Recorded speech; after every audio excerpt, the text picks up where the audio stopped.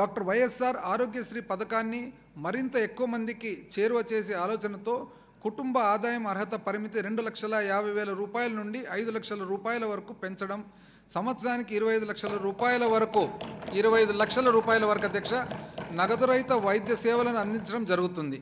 Cancer వంటి క్లిష్టమైన వ్యాధులకు ఎటువంటి పరిమితి లేకుండా ఈ పథకాన్ని వర్తింపజేస్తున్నాం. అలాగే ఆరోగ్యశ్రీ పరిధిని 1059 వ్యాధుల సంఖ్య నుండి 3,257 వ్యాధులకు 1059 ఇంతకు ముందు ఉండేది అధ్యక్ష, అది 3,257 వ్యాధులకు పెంచుతూ హైదరాబాదు, చెన్నై మరియు బెంగళూరు వంటి నగరాలకు కూడా విస్తరించడం జరిగింది. ఈ విస్తరణ వల్ల 2014-19 మధ్య కాలంలో 13,82,000 మంది ఈ పథకం కింద లబ్ధి పొందగా 2019-23 మధ్య కాలానికి వారి సంఖ్య 35,91,000 పెరిగింది. అవుట్కమ్ అధ్యక్ష, అవుట్కమ్ ఈ విస్తరణ వలన 2014-19 మధ్య కాలంలో 13,82,000 మంది ఈ పథకం కింద లబ్ధి పొందగా 2019-23 మధ్య కాలానికి వారి సంఖ్య 35,91,000 పెరిగింది అధ్యక్ష. అంతేకాకుండా కిడ్నీ రోగులకు కార్పొరేట్ స్థాయి చికిత్సను ఉచితంగా అందించడానికి 200 పడకల డాక్టర్ వైఎస్ఆర్ కిడ్నీ రీసెర్చ్ మరియు సూపర్ స్పెషాలిటీ హాస్పిటల్ పలాసలో స్థాపింపబడింది అధ్యక్ష. డాక్టర్ వైఎస్ఆర్ ఆరోగ్య ఆసరా పథకం కింద శస్త్రచికిత్స అనంతరం జీవనోపాధి భత్యంగా రోజుకు 225 రూపాయలు అందించబడుతుంది. డిసెంబర్ 2019 నుండి ఈ పథకం కింద 25 లక్షల మంది రోగులకు గాను 13,366 కోట్ల రూపాయలు అందించాం.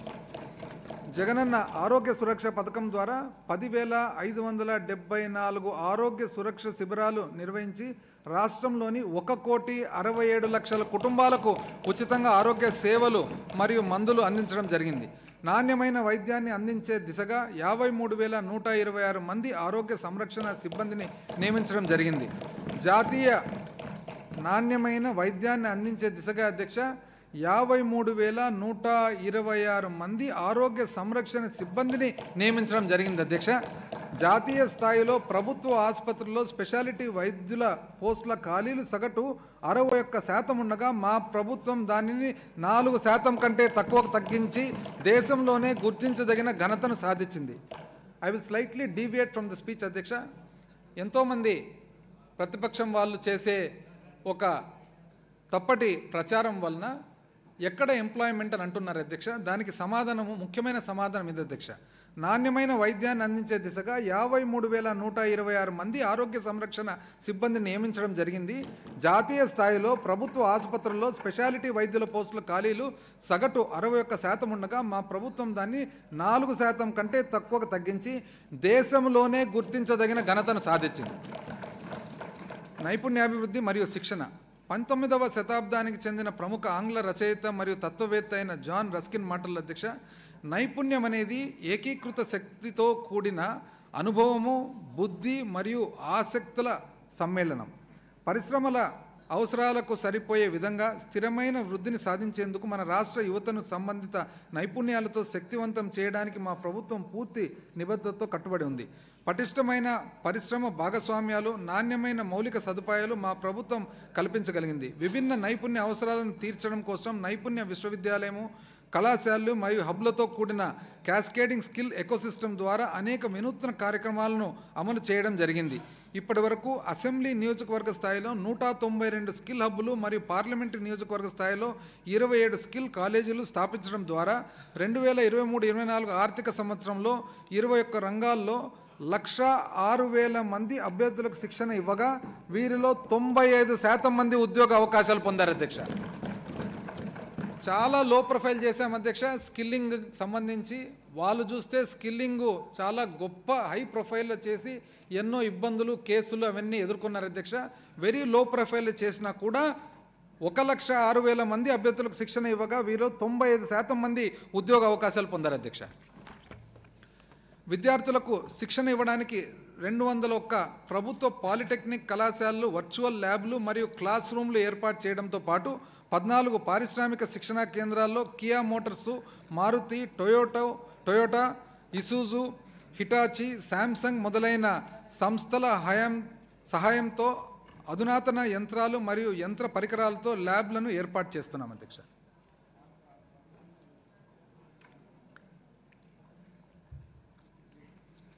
మూడవది అధ్యక్ష, మన మహిళా మహారాణుల ఆంధ్ర డాక్టర్ బిఆర్ అంబేద్కర్ గారి మాటల అధ్యక్ష, ఒక సమాజం యొక్క పురోగతిని ఆ సమాజం యొక్క మహిళలు సాధించిన పురోగతి స్థాయిని బట్టి నేను కొలుస్తాను.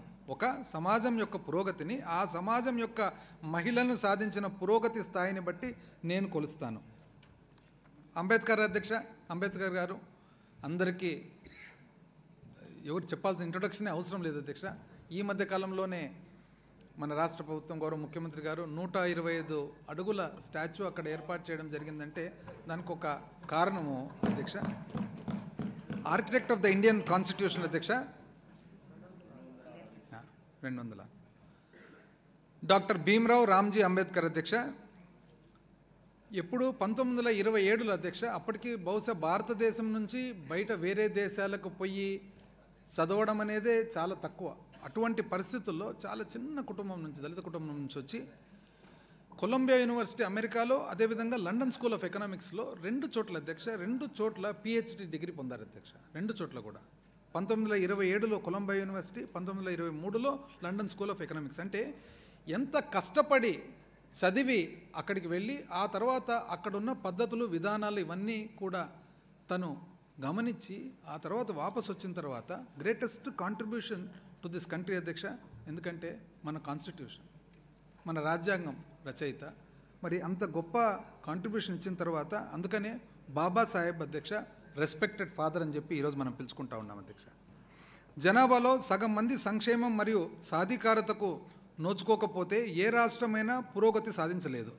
దీనిని గుర్తించి మా ప్రభుత్వం మహిళల సాధికారతపై దృష్టి సారించి భారీ స్థాయిలో అనేక వినూత్న కార్యక్రమాలను ప్రారంభించింది. మహిళలను ఆర్థిక వ్యవస్థలో సమాన భాగస్వామ్యులుగా చేయడం ద్వారా వారు తమ కాళ్లపై తాము నిలబడటమే కాకుండా అభివృద్ధి కార్యక్రమాల్లో చురుగ్గా పాల్గొంటున్నారు. దీని ద్వారా ఆర్థిక అడ్డంకులను తొలగించుకొని విస్తృత ప్రయోజనాలు పొంది సాధికారత సాధిస్తున్నారు. మహిళలు మరియు పిల్లల ఆరోగ్యం, రక్షణ మరియు వారి సమగ్ర అభివృద్ధిపై ప్రత్యేక దృష్టి సారించేందుకు 2021-22 ఆర్థిక సంవత్సరం నుండి జెండర్ మరియు చైల్డ్ బడ్జెట్ను ప్రవేశపెట్టడం జరిగింది. సమాజంలో సమానత్వం సాధించడానికి అవరోధంగా ఉన్న పేదరికాన్ని తొలగించాలనే లక్ష్యంతో జగనన్న అమ్మఒడి పథకంను ప్రవేశపెట్టి అందరికీ నాణ్యమైన విద్యను కల్పించాం.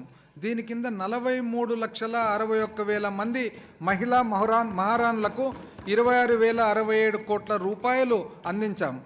ఈ పథకం వలన 1వ తరగతి నుండి ఇంటర్మీడియట్ వరకు 83 లక్షల మంది విద్యార్థులకు ప్రయోజనం కలిగింది. దీని ఫలితంగా ప్రాథమిక విద్యలో బడిలో చేరు విద్యార్థుల నికర నమోదు నిష్పత్తి 2019 సంవత్సరంలో 87.8% ఉండగా 2023వ సంవత్సరానికి నాటికి 98.73%కు పెరిగింది. ఉన్నత మాధ్యమిక విద్యలో స్థూల నమోదు నిష్పత్తి 2019 సంవత్సరంలో 46.88% ఉండగా సంవత్సరం నాటికి 79.69కి పెరిగింది. ఐ రిపీట్ అధ్యక్ష, అవుట్కమ్ అధ్యక్ష, ఈ పథకం వలన 1వ తరగతి నుండి ఇంటర్మీడియట్ వరకు 83 లక్షల మంది విద్యార్థులకు ప్రయోజనం కలిగింది. ఎంత గొప్ప సంఖ్యత చూడండి అధ్యక్ష, 83 లక్షల మంది విద్యార్థులకు. ప్రాథమిక విద్యలో బడిలో చేరు విద్యార్థుల నికర నమోదు నిష్పత్తి 2019 సంవత్సరంలో 87.85% ఉండగా 2023వ సంవత్సరం నాటికి 98.73%కు పెరిగింది. ఉన్నత మాధ్యమిక విద్యలో స్థూల నమోదు నిష్పత్తి 2019 సంవత్సరంలో 46.88% ఉండగా 2023 సంవత్సరం నాటికి 79.69కి పెరిగింది. రాష్ట్రంలోని స్వయం సహాయక బృందాలకు సరైన మద్దతు ఇవ్వడంలో గత ప్రభుత్వం వైఫల్యం చెందడం వలన వీరు అప్పుల ఊబిలో కూరుకొని ఆర్థిక పతనావస్థకు చేరుకున్నారు. మా ప్రభుత్వం మేనిఫెస్టోలోని వాగ్దానానికి కట్టుబడి ఏప్రిల్ 11, 2019 సంవత్సరం నాటికి ఉన్న స్వయం సహాయక బృందాల యొక్క బకాయిలను తిరిగి చెల్లించడానికి వైఎస్ఆర్ ఆసరా పథకాన్ని అమలు చేసింది. 2019 సంవత్సరం నుండి 7,98,000 స్వయం సహాయక సంఘాల్లోని 78,94,000 మంది మహిళా మహారాణులకు ఉపశమనం కల్పిస్తూ వైఎస్ఆర్ ఆసరా కింద 25,571 కోట్ల రూపాయలను తిరిగి చెల్లించడం జరిగింది. మా ప్రభుత్వం వైఎస్ఆర్ 0 వడ్డీ పథకం కింద గత ప్రభుత్వం హయాంలోని మనుగడ కోల్పోయిన స్వయం సహాయక బృందాలను క్రియాశీలం చేయడానికి మహిళా మహారాణులకు 4,969 కోట్ల రూపాయలను పంపిణీ చేసింది. ఫలితంగా 18.36% ఉన్న మొండి బకాయిల గణనీయమైన తగ్గే దేశంలోని అతి తక్కువ స్థాయి అయిన 0.17%కి చేరాయి. వైఎస్ఆర్ చేయూత పథకం ద్వారా 26 లక్షల మంది మహిళా మహారాణులకు ఆర్థిక కార్యకలాపాలు చేపట్టేందుకు మరియు వారి జీవనోపాధి భద్రత కల్పించడానికి 14,129 కోట్ల రూపాయలను చెల్లించడం జరిగింది.